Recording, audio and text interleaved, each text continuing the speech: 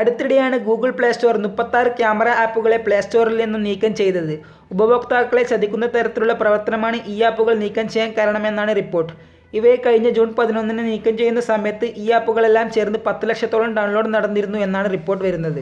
അതേസമയം ഈ ആപ്പുകൾ മാത്രം നീക്കം ചെയ്തതിലൂടെ പ്രശ്നം അവസാനിക്കുന്നില്ല എന്നാണ് വിവരം വരുന്നത്. സൈബർ സെക്യൂരിറ്റി സ്ഥാപനം വൈറ്റ് ഓഫ് ഇന്റലിജൻസ് റിസർച്ച് ഗവേഷണ പ്രകാരം സൈബർ തട്ടിപ്പ് ലക്ഷ്യമാക്കി ചില ഹാക്കർമാരായ ഡെവലപ്പർമാർ ഓരോ 11 ദിവസത്തിനുള്ളിലും ഒരാപ്പെങ്കിലും പ്ലേ സ്റ്റോറിൽ എത്തിക്കുന്നുണ്ട് എന്നാണ് നിഗമനം. പ്ലേ സ്റ്റോർ കൃത്യമായ ഇടവേളകളിൽ ഈ ആപ്പുകളെ കണ്ടുപിടിച്ച് പുറത്താക്കുന്നുണ്ടെങ്കിലും മറ്റു വിലാസത്തിലും പേരിലും ഇത് തിരിച്ചെത്തുന്നു എന്നാണ് സൈബർ സെക്യൂരിറ്റി സ്ഥാപനം വൈറ്റ് ഓഫ് ഇന്റലിജൻസ് റിസർച്ച് പറയുന്നത്. അതിനാൽ തന്നെ ആപ്പുകളെ നീക്കം ചെയ്തതിലൂടെ മാത്രം ഇത്തരം തട്ടിപ്പ് ആപ്പുകളെ തടയാൻ സാധിക്കില്ല.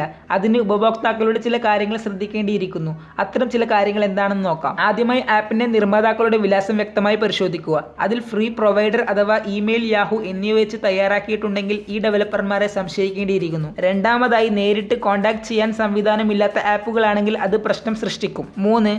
ഗൂഗിളിന്റെ വെരിഫൈഡ് പ്ലേ പ്രൊട്ടക്ട് ബാഡ്ജുകളുള്ള ആപ്പുകളാണെന്ന് ഉറപ്പുവരുത്തുക. നാലാമതായി അബദ്ധവശാൽ നിങ്ങൾ ഇത്തരം ആപ്പുകൾ ഡൗൺലോഡ് ചെയ്യുകയോ ഉപയോഗിക്കുകയോ ചെയ്താൽ ആപ്പിന്റെ ഡാറ്റ ബാറ്ററി ഉപയോഗം അപ്രത്യക്ഷമായി കൂടുന്നതെങ്കിൽ ആപ്പ് പ്രശ്നമുള്ളതാണെന്ന് മനസ്സിലാക്കാം. 5. ഒരു ആവശ്യമില്ലാതെ പോപ്പ് ആപ്പുകൾ ഈ ആപ്പിൽ നിന്ന് വരുന്നുവെങ്കിൽ അത് തീർച്ചയായും പരിശോധിക്കുക. അവസാനമായി ചെയ്യേണ്ടത് ഇത്തരം ആപ്പുകൾ അൺഇൻസ്റ്റാൾ ചെയ്തതിനു ശേഷം ഫോൺ പൂർണ്ണമായും സംരക്ഷണത്തിന് വേണ്ടി സ്കാൻ ചെയ്യുന്നത് നല്ലതായിരിക്കും. ഇത്തരത്തിലുള്ള ടെക്നോളജി സംബന്ധമായ കാര്യങ്ങൾക്ക് ഈ ചാനൽ ഫോളോ ചെയ്യുക.